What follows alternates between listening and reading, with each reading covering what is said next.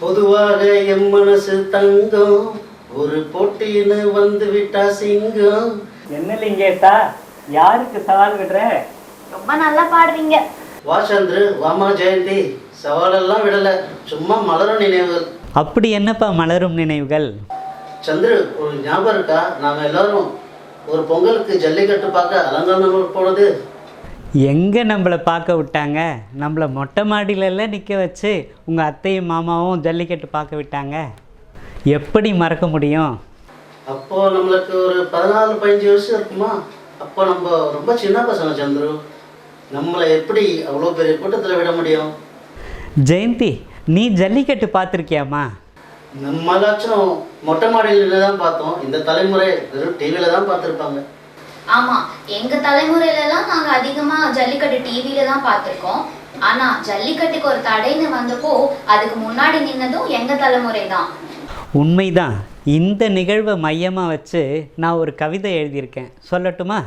கவிதை கவிதை எங்க படி? என்னப்பா குணா கமல்னு நினைப்பா உனக்கு?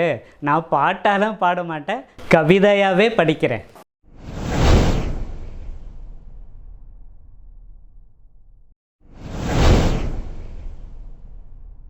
நள்ளிரவில் மெரினா.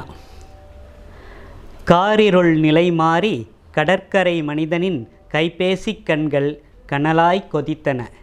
மென்பொருள் வல்லுனர் மெல்ல பேசாமல் மெருகேறிப்போய் மண்வளம் பேசினர். வன்பொருள் வல்லுனர் வணிகம் பேசாமல் வாட்டும் குளிரில் விவசாயம் பேசினர். மாணவ மணிகள் மாபெரும் புரட்சியாய் மாநிலம் முழுவதும் மாட்டை போற்றினர். காளையர் கன்னியர் காதலை மறந்து கடற்கரை மணலில் காளையை மீட்டனர். காவல் நண்பர்கள் கண்ணியம் மாறாது கடமைக்கு இடையில் காளையை போற்றினர். நல்லவர் பலரும் நிசப்தம் கலைத்து நிஜ சப்தங்களால் நிஜங்களை உரைத்தனர். காலையில் வேலையும் கடற்கரையில் மாலையும் கனவான்கள் மாறி மாறி காரியம் ஆற்றினர். குடும்பத் தலைவியர் குடும்பத்தோடு கடற்கரையில் கடுகடுத்த முகத்தோடு கெடுவைத்து பேசினர். காத்திடுவோம் கலாச்சாரம், காத்திடுவோம் பாரம்பரியம், காத்திடுவோம் காளைதனை, காத்திடுவோம் விவசாயம்.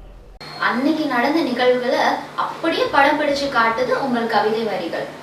ஆமாம், இரவு பகல் பார்க்காம இளைஞர்கள், நடுத்தர வயதினர்கள், மூத்த குடிமக்கள், மாணவ மாணவியர் என ஜல்லிக்கட்டுக்காக குரல் கொடுத்த விதம் நம் பாரம்பரிய கலாச்சாரத்திற்கு ஒரு தடை என்றால் அதை பார்த்து கொண்டு எந்த ஒரு தமிழனும் சும்மா இருக்க மாட்டான் என்பதை உலகறிய செய்த நிகழ்வு ஜல்லிக்கட்டு போராட்டம். சாஃப்ட்வேர் எக்ஸ்பர்ட்டும் ஹார்ட்வேர் எக்ஸ்பர்ட்டும் கூட ஜல்லிக்கட்டு போராட்டத்துல கலந்துக்கிட்டாங்களா? ஆமாம் ஆமாம், மென்பொருள் மற்றும் வன்பொருள் வல்லுநர்கள் கூட தங்கள் வேலைக்கு விடுப்பெடுத்துக் கொண்டு ஜல்லிக்கட்டுக்காக குரல் கொடுத்ததை அழகாக காட்சிப்படுத்தி இருக்கிறீர்கள் கவிஞரே. We, the software and hardware experts, took leave from our jobs to sit on this beach for Jallikattu. மாணவர்கள் பள்ளி விட்ட பிறகு கூட பெற்றோர்களுடன் சீருடையில் வந்து கடற்கரையில் அமர்ந்து ஜல்லிக்கட்டுக்கு ஆதரவாக குரல் கொடுத்தனர். கடற்கரை என்றாலே காதலர் குடும்பிடமாகும். ஆனால் அன்றைய தினம் கண்ணீர் தன் காளையை மறந்து காதலை மறந்து ஜல்லிக்கட்டு காளையின் மேல் கொண்ட காதலை கவிதைப்படுத்தி இருப்பது அருமை கவிஞரே. அது மட்டுமல்ல, காவல்துறையில பணிபுரியும் நண்பர்கள் கூட ஜல்லிக்கட்டின் மீது இருந்த ஆர்வத்தின் காரணமாக தங்கள் வேலைக்கு இடையிடையே மறைமுகமாக போராட்டத்திற்கு ஆதரவு அளித்ததை நீங்கள் ஒரு கவிஞர், நீங்கள் அழகாக பதிவு செய்துள்ளீர்கள். கவிதை வரிகள் ரொம்ப அருமையா இருக்கு. அன்றைக்கு களத்துல காவல்துறை நண்பர்களின் பங்களிப்பும் பாராட்டுதற்குரியது.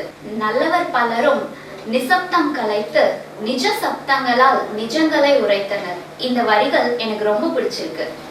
காலையில் வேலையும் கடற்கரையில் மாலையும் கனவான்கள் மாறி மாறி காரியம் மாற்றினர். அருமை சந்துரு, அன்றாட வேலைகளுக்கு நடுவே கடற்கரையில் கரம் கோர்த்து நின்ற அத்தனை பேரையும் அழகாய் கண்முன் கொண்டு வந்து நிறுத்தினாய். கவிதையின் ஒவ்வொரு வரிகளிலும் அன்றைய நாளையும் கால நிலையையும் கூட விளக்கிய விதம் மிகவும் அருமை. உங்கள் இருவரின் மனமார்ந்த பாராட்டுகளுக்கு என் நெஞ்சார்ந்த நன்றிகள்.